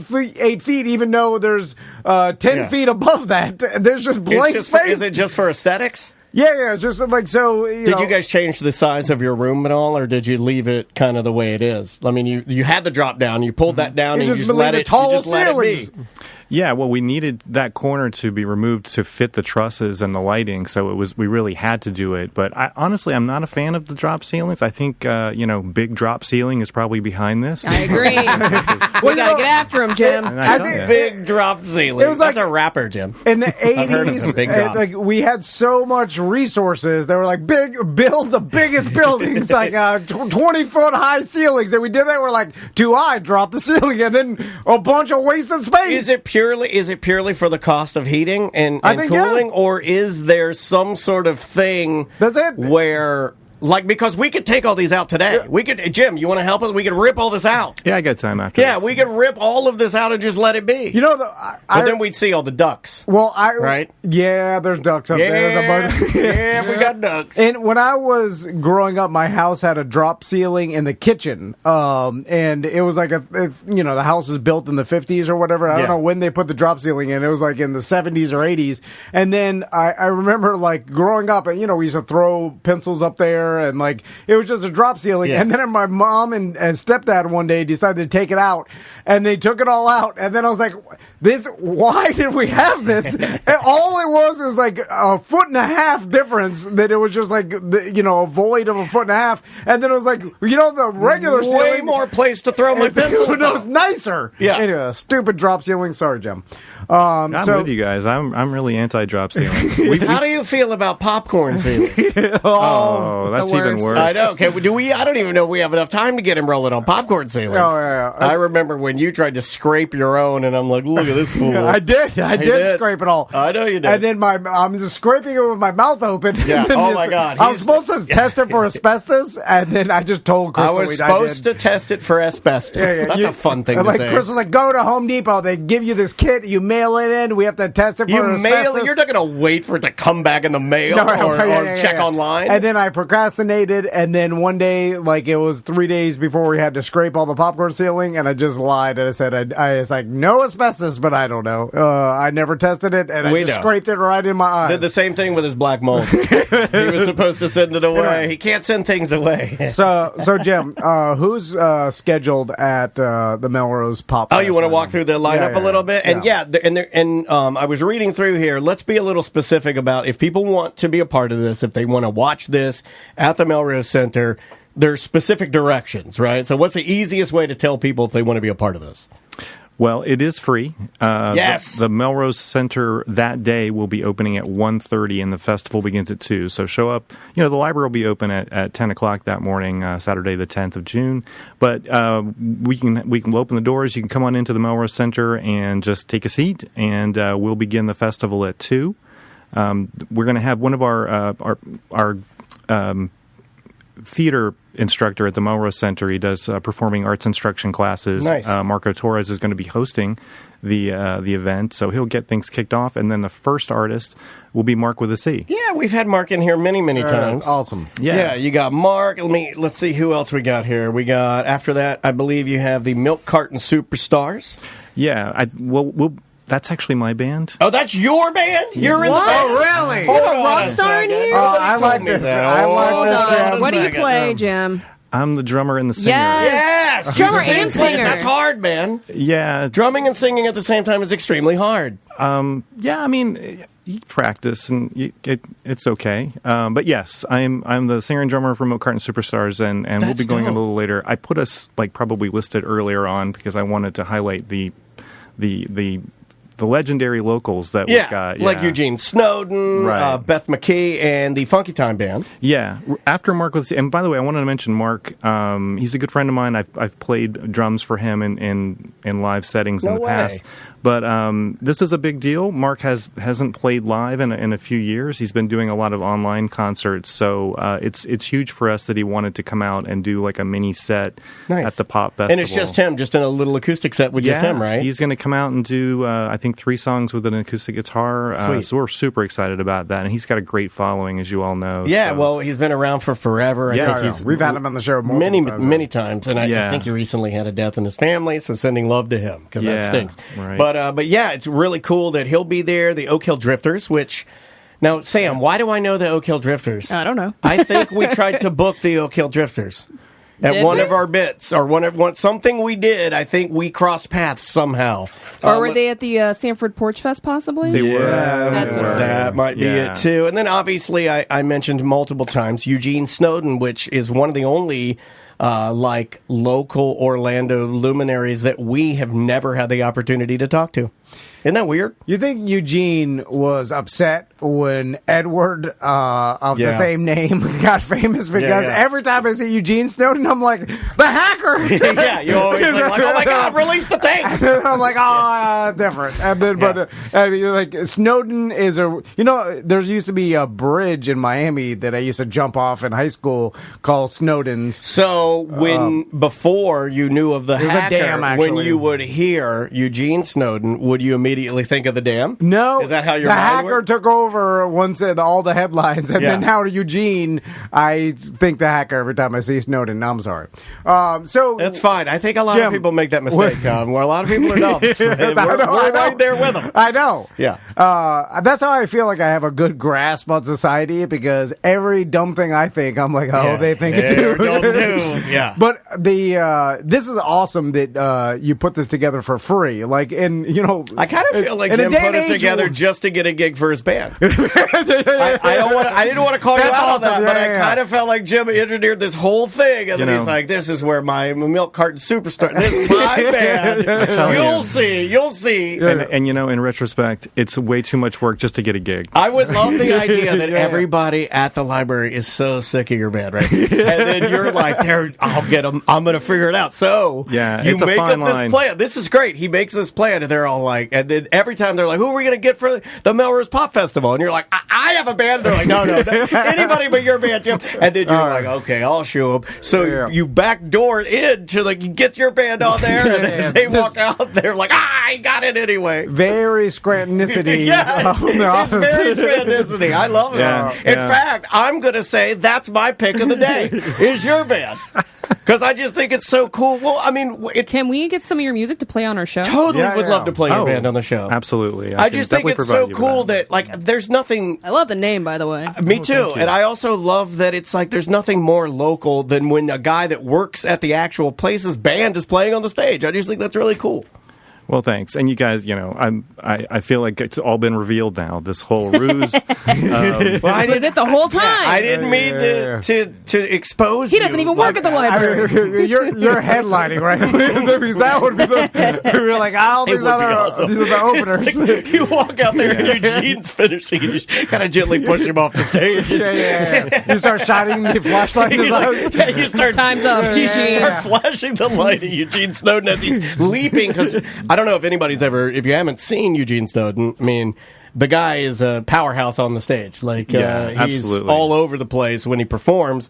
So that would be, this is just fun, man. This whole thing just reeks of awesome fun. It would be impossible just to move Eugene off, though. If we tried that, he Couldn't would just happen. become Yeah. part of our band, and we would all play together. That's probably true. more likely to happen. He's an unstoppable force for sure. So, Jim, the Melrose Center, I know things got slow in the past couple of years, but, everybody's using it. Yeah, and we should probably remind everybody the of the- resource, because it is unbelievable what you have available for not only the members, but for even people that want to pay for the nominal fee to use a checking facility out, that nice. I was checking out y'all's, Flash Forge 3D printers. Yeah. Those are nice. Just got new ones. Yeah, I was noticing that today. Like, Right. I always try to go on there to see what you guys have changed, and I yelled to Tom, I'm like, well, I shouldn't have, I don't even know why I bought one. I bought a far more inferior 3D printer, and I could, well, some of the things I print, you're not going to allow me to print them, but I'm just saying, you guys got the right equipment. The resources you have available They for got the people right to stuff. use is unbelievable, and there's no excuse for recording your band, starting a podcast, like VR simulators. photography, all the stuff that you offer, the courses, all the education. It's unbelievable. It's a great an area to jumpstart if you have a young person that's interested in something like May. Like I didn't know dance was going to be her lane. So we would take advantage of different things in Orlando to try and see if she likes it. And you guys definitely have the right stuff. Jim, do you have any people that you've gotten to know that have utilized the Melrose Center to its full capabilities? Where they're like, Cool hey, if somebody did an album there. I'm going to utilize this facility. Milk Carton Superstars will cut their whole record Yeah. at You the could. Melrose Center, live from the Melrose. So do you have any stories like that? Yeah, there's a number of people who have gained access to different parts of the Melrose Center. Like they get credentials to use the audio, video, and photo studio. They're recording music. They're doing videos for their music, and then they're taking photos for album covers or press or whatever. we've got a few people like that. And I think more frequently we see people who are coming in, they're interested in one aspect of the center, but they don't have any experience, and they go through the training completely, and then they are fully capable of using the resource. Like we are offering free education. If you want to learn production in one of those areas, or you want to learn game design, we have the ability to offer free classes for library card holders. And we have a number of success stories where people are coming in and checking out the studio, and a year ago they didn't know any of that stuff. Yeah, you guys had another thing on there that I didn't know they had, where you can design your own like VR, and you'll probably have to correct how stupid I am, but you can design your own VR games or rudimentary aspects of like those building, it out, and then test it on these rigs you guys have, right? Yeah, we so if you built because kids are making their own just kind of like your boys do with Roblox, but there are people out there that do it independently. You can test it there on the VR rigs. Yeah, there's no excuse if you want to get into any of these fields, like the Orange County Library System and the Melrose Center is offering this for free. And you can use state-of-the-art equipment and get the education for nothing. For the same stuff, in some technical school will cost you. Is there anything they haven't let you buy? Has there been anything that you guys collectively look at and you're like, oh man, we're getting that? I do try to be a little careful in what we ask for, because we do get supported quite frequently. But yeah, I mean, yes, there are grand ideas that we hold off on. Maybe one day, but I have no complaints. I mean, for example, you mentioned we did go through a slow period. We were closed for about a year. We offered virtual classes, and thank you guys for letting me come on and talk about those during the pandemic. Yeah. But now that we've returned, the customers are coming back full on. I mean, we're busier than we were. We've got sound booths that are checking out like 125 times a month to people. Good Lord. And we're buying more sound booths because people are doing podcasts, and they're coming in and doing that and voiceover work. So we are putting in the money. The stage is part of that. And, the stage isn't really just a venue. We want to teach show production. That's a new area of curriculum that we're going to be offering people who want to maybe get into the field and get some practical experience working with lighting rigs and nice. Pipe and drape and that type of thing. So that's just another area that we're going to be teaching. It is amazing. And again, at the Melrose Center, Orange County Library System, get your library card. And you could use the Melrose Center even if you're not Orange County resident, correct? You can. There's a couple of options. You can basically get a Melrose card and then pay as you go. If you want to use like a studio, there's like an hourly rate. Or if you live outside of the service area, you can buy a fee card for the Orange County Library, get all of the privileges of card holders in the county, and also gain access for free to the Melrose Center resources. Yeah, you just have and it isn't expensive. Hey, no, it's not. In a day and age where I go to Publix and all of a sudden I'm like $200. Yeah. What else did I get? Anyway, I got some buttered noodles and some food at Olive Garden for my wife and kid. It was like $78. I'm like, oh my god! Again, the Melrose Pop Festival takes place Saturday, June 10th, from 2 to 7 p.m. Completely free. A bunch of awesome musicians, including Jim's band. Which is really the highlight. We had to get to the bottom of that. We really had to dig to get to the bottom of that. I mean, they're the headliners if you look at it. So you will go for everybody else, but you definitely want to stay for the Milk Carton Superstars. Yep. Jim, thanks so much. Thanks. And I will say Eugene Snowden is actually the headliner. I'm joking about it. And I do want to say, we don't want to get into trouble like we do when we talk about Sanford events. The hacker? Oh my God! Bingo bango! So just quickly, the library closes at 6 that day, so make sure you're in the building by 6 to see the last set. That's the one thing we want to tell people. That was the one thing when we started, I said special instructions. I just don't want people to show up a little later because you didn't, maybe you didn't want to catch everybody. Like, just get there early. That way you're not left out and you get to see the great entertainment. Yeah, all info at ocls.info. Yep. Jim, thanks so much. Thank you, guys. And we will be right back. So what's the standard week like? With Ringling Brothers. I bet. Well, the standard week when we roll into town, typically a show would run from a Wednesday through Sunday. On Wednesday, we would open the show. On Thursday, we would have just one show. Friday, we would have a show, maybe 2 shows, one in the morning for school kids. Then we'd have 3 shows on Saturday, 2 shows on Sunday. Then they'd tear the show down. We'd go to the next town. They'd set it up and we'd do it all again. And the show, we traveled by train. So we all lived on a train. It was a mile long when it was all put together with all of the equipment. He's a clown snowpiercer. Yeah, right. Train life's underrated. Yeah, it was absolutely awesome. I thought Sam's into trains now. Yeah. Honestly, I thought Trains are dope. that was like some stereotype from a cartoon that the circus traveled by train. Well, that's why I was making that joke. But apparently, it's not a joke. No, that was Ringling Brothers actually traveled by train for. And they load the animals in like Indiana Jones. The elephants and the horses would travel on the train, and they would take the tigers and some other animals would go overland. You know, they would get trucked to the next town. This is the coolest job we've had in to talk about. It was absolutely awesome because when the train was all connected, it was a mile long. And when you're on train runs, you are in your own room. You get to walk up and down the train if you want because all the train cars are connected. So you're basically walking through a United Nations. Yeah. You what know, an interesting, crazy. Just that would be so cool. Portion of your life to live with, because I imagine the all the characters and personalities are, man. Well, you're dealing with extremely talented people, and they're all extremes. It's like this person isn't just a performer; they're like an extreme performer, like an acrobat or something. Like Cirque du Soleil, we've talked to them before. Like just behind the scenes of Cirque du Soleil is an international. It's the most diverse amount of people you could possibly have in one room. Thousands, and this includes you, but it's also thousands of hours of practice. Yeah, with everybody. Oh, yeah. Thousands. So I'm curious, like, what was your, like, how much total work are you doing on each show? And also, are you, like, just like a cruise ship or, like extra jobs? Where you have to, like, hey, I also help set the tent up or do something, like other jobs. Right. Yeah, on the circus, people had other jobs, and we called that cherry pie. And those jobs could be so many different things. For a short time, I did the animal walk.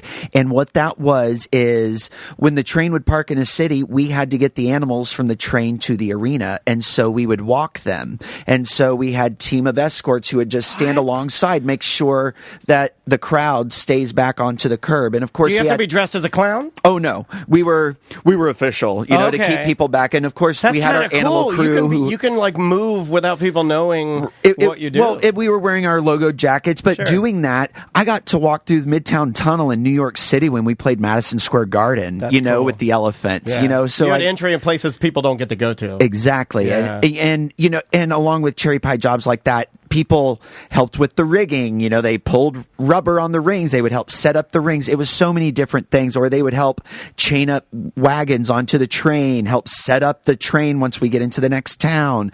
So many different things you could do. So there's more jobs. It's like now you weren't just sitting in your train car waiting to get out there and do some clowning. Correct. You're on. Everybody had to do work to get the whole thing set up. Well, if you wanted to, that was your choice. If you wanted to, as a performer, it was your option to do extra work.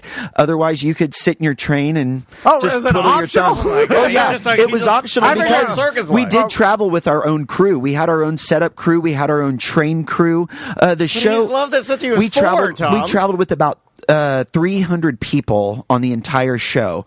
The cast was about 125, and the rest was all support. Backstage. 300 people? Backstage, floor crew, animal crew, train crew. That's a lot more than I thought. 300. We had a school teacher who traveled with us. We had chefs who traveled with us. A school teacher? Yes, because we had a lot of families that traveled on the circus, because circus is steeped in a lot of families and old circus families. And also the world's fattest man. They taught the world's fattest man how to read. He's like, they teach me too. Not just kids. So it's like a traveling community. Yes, it was truly a town without a zip code. We were a town without a zip code, a city on wheels. And you lived on the train when you get to town? Mm-hmm. Yes, you lived on the train. We had a bus that would take you from the train to the arena. There was a bus schedule. Ever get a hotel just so you can Some people would. Some people just to get away. Yeah. I lived on the train for 4 years, and then I switched to. We had 3 different units of the circus, and I switched a unit, and I moved into an RV. So I got to travel the country and live in an RV as well. So I got the taste of both worlds living on the circus. Cool, you know, I feel like going back to I remember when protests with the circus and PETA was on, and I understand they're part of it. Same thing with SeaWorld, where some people are just anti keeping animals in captivity, and that's fine. If that's your stance, but I always look at these things I know personally some people that work at SeaWorld and they love those animals to death and they treat them better than they would treat the family. You know what I'm saying? They treat them like family. They're their babies. They care for them as much as possible, and I feel like that's the same thing with the animal trainers and the people. And it's always been portrayed as the whips and the people are mean to them. But I'm like, people that work with back animals. In the day, it was a lot different than now. Not in the 1920s, but I'm talking about we're talking about the 90s. I'm just saying people that work with animals, they love in them. my experience, tend to love those animals and treat them like anybody. My mother-in-law loves animals, and all the people that are around her that work with animals love those animals more than the general public, at least. Yeah, and you got to do some of that. Yeah, absolutely. I will say this, seeing it firsthand and on a daily basis, these animals were parts of their family. They sometimes, the trainers were so dedicated to their animals would eat before they would. If they were on a different show and times were lean, they were dedicated to their animals. And unfortunately, it took a few bad apples to ruin it for everybody else. And also working at SeaWorld and working at the Sea Lion and Otter Stadium, just seeing the care that they get day in and day out. They have 24-hour care. Yeah. And the animals on the circus, when I was there, they ate better than the humans did. So they got treated very, very well. Yeah. Well, the guy driving the truck's not the star. But, right, exactly. The star is in the back of the truck. So, with your time with the circus, and again, let's plug this Blue Venue because the chat room is bubbling with people. Oh yeah, everybody, Blue Venue, the Blue Venue. Yeah, get your ticket, please. Well, get your button first, and then get your ticket. It's called Life's a Circus. If you're looking for the name, Dean Kelly, Life's a Circus. You can go ahead and snag your ticket, snag your button. All ages. Yes, all ages. I'd love to have everybody there. There's audience participation involved, so the more the merrier. It'd be wonderful to have everybody there, and their tickets still available. Be a part of the show, and that $13 goes to Dean directly. Yeah, it goes straight to him. That's the greatest thing about Fringe is that no one's taking a portion of this. Well, it makes you feel good. He tells you all these great stories, and then you're like, here you go. For you, sir. So I'm curious, Dean, with how you evolved as a performer and things you picked up, and when you're performing out there, imagine that you find certain things that resonate with the audience, and then you stick with some things, with anything, doing stand-up, you drop some bits that don't work as well, you keep some others, and then by the end of it, how fine-tuned was your act? And would you say I killed every time because I fine-tuned it enough where it always hit? That is a very good question. With one of the routines that I did on the circus, it was you had a great advantage. You had a new audience every time. Oh yeah.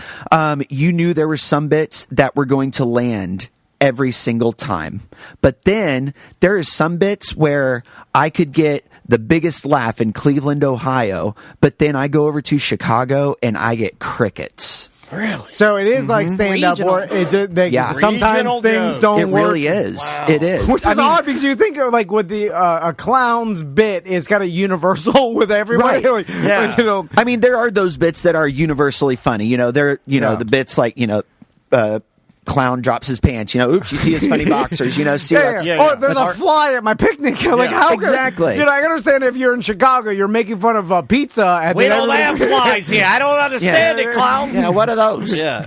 What's this clown doing? We don't wear boxes with hearts on them. We wear briefs. I'm not laughing at that. That's not like this is interesting. There's regional. It's very interesting. But you try to fine tune, and there were some things. Every city you almost get mad at the audience, but that's not the case. It's just how it is. That's just kind of how the funny is. It also makes it kind of exciting too. True, because I'm sure there were some times when things would work, and you'd be like, "Okay, well, oh yeah." Glad it Sometimes there are very happy accidents, happy mistakes. So I'm curious to because there's a lot going on at the circus, and there are acrobats and there are animal performers and stuff. Mm-hmm. Have you ever had to improv and you see something go wrong and then had to fix it? And it is a lot of moving parts. Over that many shows, I imagine things can go wrong and probably do all the time. Most definitely. Let me just say I have seen some things.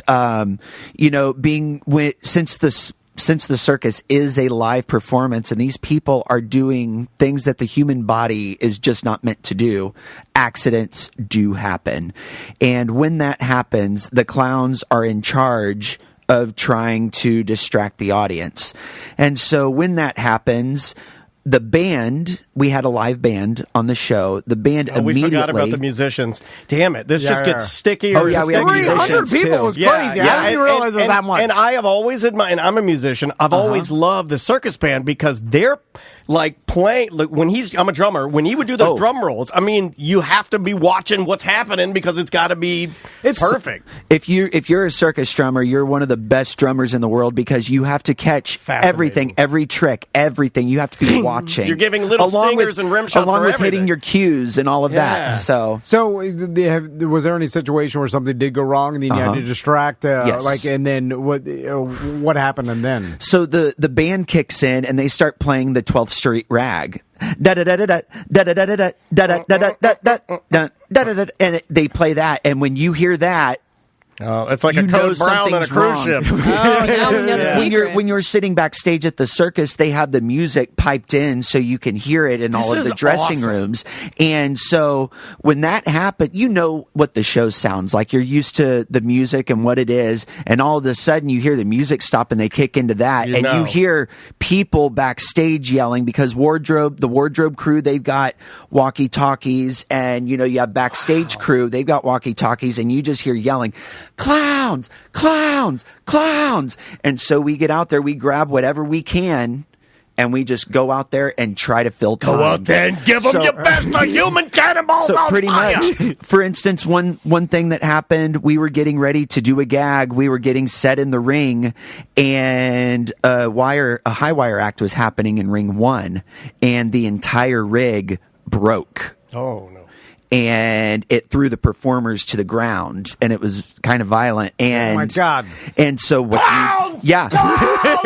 Where are they? Get out there, distract them! And let me tell you, this was my second week on the show, so I was a baby. And we all. This is when you start shaking, and one of the other, you're like, I'm scared. And the other clown's like, we're all scared. Yeah, we're all scared. Get it together, they grab you by the lapel. Pull yourself together. You get out there with your seltzer bottle, and you spray crazy. We were in the ring set for a gag, and we were in other costumes, so we're just like, we don't know what to do. And so there were some clowns who were backstage, and they grabbed stuff, and we went backstage and grabbed things. And now you guys got to improv. Filled in. Yeah, you improv for however long. I've been, sometimes it's 30 seconds, sometimes it's 5 minutes. There was one show. That's an eternity. There was one show we had to hold the show because there was a man in the audience. He died in the seats. He literally died, and they revived him. We were having to. He's alive. Distract. Oh my God. Yeah. So imagine the applause break you get when the guy comes back to life. What's amazing to me is, now that I think about it, I remember when the circus would come to town and tickets were only, I want to say, like $40 or something cheaper than that. They would give me tickets. And then they would come and give me a stack. The cost to okay, we're gonna have 300 people travel by train from city to city, set up and animals, and animals, and a band, and then pay every. Do you guys bring your own medical? And no, we didn't. We did not. So you just hire whomever's in the city. Yeah. For instance, if somebody gets injured on the road, you go to the hospital, and then it's a workers' comp situation where you just go to physical therapy in whatever city you're in, and hope for the best. it just in my mind, it's a fascinating life. Man. What should tickets cost if we got to travel 300 people by train? Right. Set up this thing, it'd be like, well, $500 a piece. That is an insane amount of. Well, you gotta pay everybody and like feed everybody and like There's a a lot. whole 300 whole community traveling from city Are to you city? putting yourself in the role of having to plan it? Well, just the Who's in charge of cost planning that. everything? Well, why do you think they charge so much for all the concessions? Right, Yeah. $40 for a light. That's why they can Kinda like charge the movies, $10 for a right? ticket. Yeah, exactly. Yeah, they got to guess so. offset it somehow. Yeah. Because if you think about it, probably the ticket sales probably go more to the arena than the Right. actual circus. Yeah. Probably. I don't know. I guess you're right that they would do them in arenas instead of like setting up your own tent. Did you guys have the availability to do both? Or Well, I will say on one of the units that I was on, it was a small one-ring show, and for 2 summers, the show played Coney Island, and that is when we played inside of a tent. Okay, That's so cool. Yeah, we got to play inside of Old school, man. Yeah, That's Coney like, Island. We were on the that's like boardwalk. vinyl records It was of circus. awesome. I'd wake up every morning, take a jog on the boardwalk by the ocean, then go get ready for the show. That's and cool. Yeah, it was cool. So, Dean, I'm curious too. When you put on Dino's costume, do you mentally transform into Dino? Is like being an actor, or I've heard people that even there was a famous guy who's a mascot and started a mascot business or whatever. Like, and he was a regular dude, whatever. And then Drunky the Bear? Is when that- he got into the mascot suit, I think it was like a Philly Fanatic or someone, and then he just was super animated, just become a different person. The Philly fanatic. Yeah. So is that how it worked? Kind of. Oh yeah, absolutely. Yeah, for me, it is definitely a difference. Usually, I'm a little more reserved, normally, but as a clown, I'm definitely a lot bigger and more animated. And it's just the character. And whenever I'm a clown and I'm thinking about what I'm doing, my inspiration is always, I think about when I was a kid and how I felt when I saw the clowns and what they were doing. So I always try to channel that energy and that thought and try to keep that spontaneity and that realism with it to make that connection with the audience. How long does it take you to get ready? I make up 20 minutes. Yeah. Yeah. The fastest How'd you learn? What? trial and error. Okay. Just like back in the day, you don't have like YouTube tutorials. Exactly. Exactly. That must have been hard, man. Oh yeah, I would check out any that book stuff I is could at the legit library. thick. Oh yeah, It's real grease paint. deal. Yeah. It's the real thing. So I would check out books at the library on clowns, magic, theater, anything I could. Sure. And I would check out VHS tapes because the circus had tapes that they would put out. So I just tried to Do you have to take care of your skin because you're always in and out of makeup? Like, it helps, but you're always washing your face, so your face is always clean, and Gotcha. so it helps. But it's always good to have a skin regimen. Gotcha. Is there some unwritten clown code where Secret handshake? your signature makeup, because it seems like every clown has a look. a signature look to their makeup where their smile may be different, or their nose, or the stars, or some sort of you element. have a specific way your makeup looks, and then you have an little orange wig. Yeah, that's right. It's orange wig with a little alfalfa Yeah, sprout, with a sprout. sticking out of the top. Well, what I'm saying is so no good one look. else could copy your signature look. Like, is that if someone else did that, would they be you called hit 'em- out? Infringing on your character. Well, you hit him over the head with an inflatable mallet. If they, Well, that is a thing. You're not supposed to copy somebody else. Be your own. Be unique. Be an individual. There have been people who have copied me, my look from head to toe, and they've been called out for it online by other people. In the clown Interesting. world or circus community, basically saying, that. Yeah, that's That's Dino. not- It seems weird to You're copy. doing Dino. somebody. You got the orange wig It's with the plagiarism. alfalfa Yeah. sprout. Yeah. Get the hell out of here. Yeah. Yeah. You got to It's run him like out of town. You worked on this for a long time, and you worked on your look, and then you established a. It is a very unique look, too. Yeah, I try to look different from everybody. Let me say this. I'm not the first one to have the alfalfa sprout, Yeah. but I try to make it my own and unique by having an orange hair, with just the orange hair on top, and I wear the glasses, and I just try to look not like everybody else. And Yeah. I think it worked. So when did you start I think working so, with too. the SeaWorld? And then for SeaWorld, are you, because I've only seen the mimes, Uh-huh. so are you a mime at SeaWorld, or are you Dino the Clown? At SeaWorld, the first time I started working at SeaWorld, it was in 2007. I joined a comedy group there called The Longshoremen. And the Longshoremen, they were a comedy trio, kind of like the Three Stooges. They looked like fishermen, kind of, rubber pants and boots and striped shirts.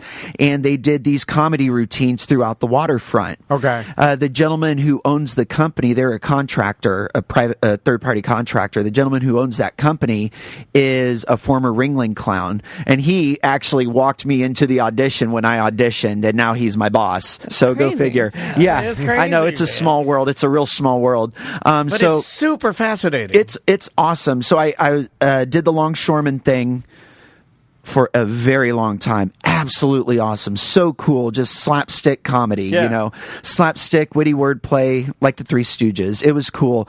And then unfortunately that ended. That whole offering went away.